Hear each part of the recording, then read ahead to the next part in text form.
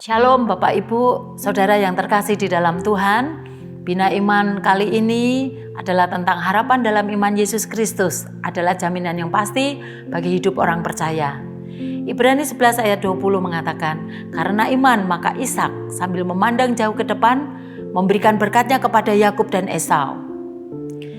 Bapak Ibu yang terkasih di dalam Tuhan, apakah yang dicari-cari orang dalam dunia ini? Tentulah segala hal sesuatu yang baik, yang indah dan yang menyenangkan.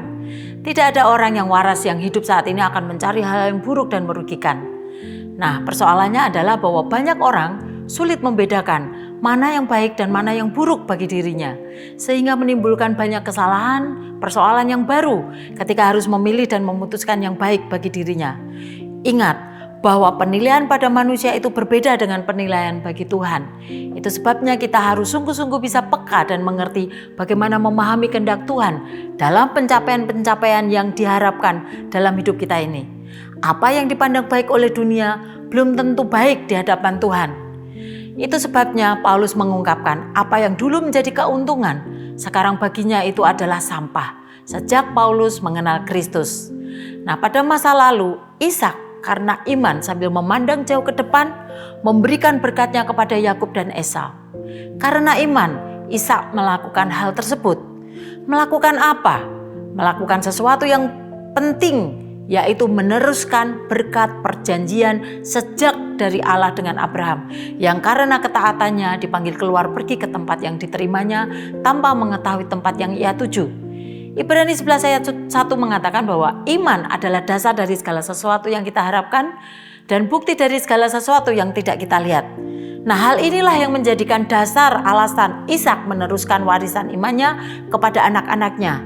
Siapa sih orang tua yang tidak rindu memberikan warisan yang terbaik kepada anak-anaknya?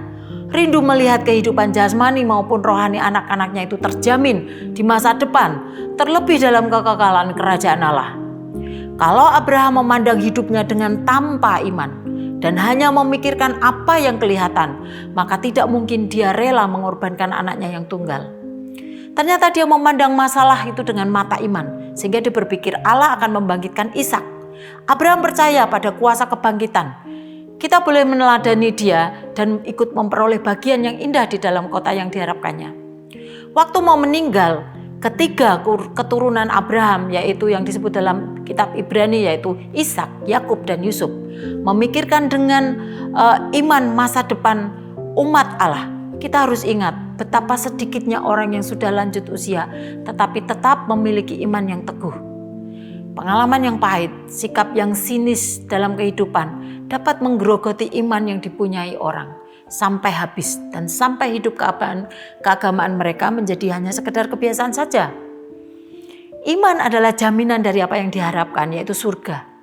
Bagi orang-orang Ibrani yang tawar hati pada masa lalu akibat penganiayaan, penulis Ibrani menekankan bahwa iman terarah seluruhnya ke masa depan dan hanya melekatkan diri pada apa yang tidak kelihatan.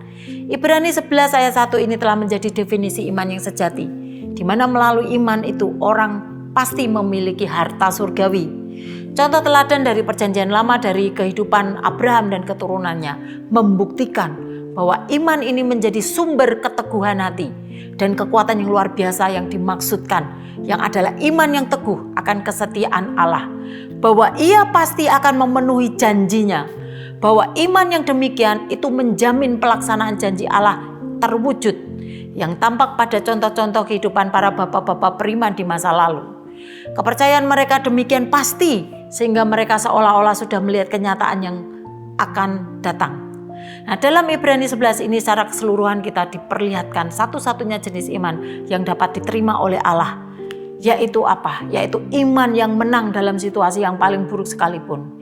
Iman inilah yang mempercayai realitas-realitas rohani, menuntut kepada kebenaran, mencari Allah, mempercayai kebaikannya, memiliki keyakinan akan firman-Nya, mentaati perintah-perintahnya, mengatur hidup sesuai dengan janji-janjinya, menolak roh jahat zaman sekarang, mencari rumah surgawi, tabah dalam pencobaan, memberkati generasi selanjutnya, menolak kenikmatan dosa, bertahan dalam penganiayaan, melakukan perbuatan-perbuatan kebenaran yang ajaib, menderita karena Allah dan tidak kembali ke tanah asal yang telah mereka tinggalkan, yaitu dunia ini, yaitu manusia lama kita. Nah, sangat menarik dan baik bukan kalau kita bisa mengerti akar dari segala apa yang kita imani? Karena itu akan membuat kita lebih kuat dan teguh dalam memegang iman percaya kita kepada Yesus Kristus. Itulah yang dilakukan oleh keturunan Abraham. Ketika kita memiliki harapan perjanjian iman yang diwariskan sejak dari Abraham, bapa orang beriman, sampai pada masa sekarang, maka itu akan memberikan kepada kita sebuah kekuatan spiritual dalam memegang teguh dan percaya akan iman kita di dalam Tuhan Yesus Kristus. Kekuatan untuk menikmati baik sukacita maupun penderitaan yang Tuhan izinkan terjadi atas hidup orang percaya. Dan apa yang sudah kita terima sebagai warisan Injil, yaitu warisan iman itu, akan membuat hati kita tenang dan penuh damai sejahtera, karena bahkan Allah akan menjamin kehidupan anak cucu kita ke depan. Nah, dari kesemuanya itu adalah tentang percaya dan harapan yang penuh dengan kepastian akan berkat, baik berkat jasmani maupun berkat rohani yang Tuhan janjikan kepada Abraham dan bagi semua keturunannya. Kita bisa melihat bagaimana terbayang di depan pandangan Ishak. Dia melihat dengan imannya bahwa janji-janji Allah akan diwujudkan oleh Allah kepada keturunannya, kepada anak cucunya. Nah, Bapak, Ibu, Saudara yang terkasih, janganlah takut dan gentar, khawatir tentang hidup kita dan anak cucu kita dalam dunia yang saat ini yang menggelisahkan, apalagi di masa mendatang. Mari kita fokus pada janji Tuhan. Sekalipun ada persoalan, ada masalah, bahkan ada intimidasi dari orang-orang yang tidak percaya, yang berusaha membuat iman kita jatuh. Ingat, kita masih punya Allah yang hidup, Bapa yang baik dalam Yesus Kristus yang hidup, yang menjamin masa depan kita, menjamin anak cucu kita. Sakit penyakit, difitnah dan diabaikan orang, kesulitan ekonomi, jangan sampai membuat kita kehilangan harapan di dalam Kristus yang menyelamatkan. Janjinya ya dan amin. Keselamatannya kekal sampai selamanya. Dan yang terindah adalah pertolongan dan kasih-Nya itu sempurna atas kita. Amin. Tuhan Yesus memberkati.